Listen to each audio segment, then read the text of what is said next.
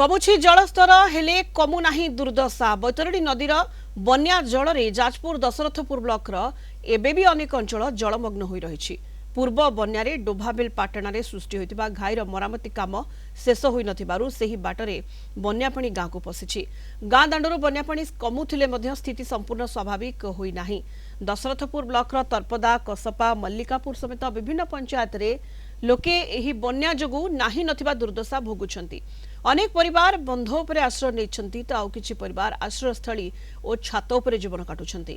बन्या जोगु घरे थिबा आसबाबपत्र खाद्य शस्य और आवश्यक सामग्री नष्ट हो जाइछि। केवल घर द्वार नुहे बन्यारे चाष जमी मध्य संपूर्ण नष्ट हो जाइछि।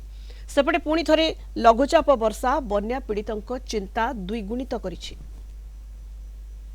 हठात एकाथरे आम घाई सामने आम घर डोबाबिलटा पड़गला सीधा सड़क पानी 10 मिनिट भितर घर पशिगला।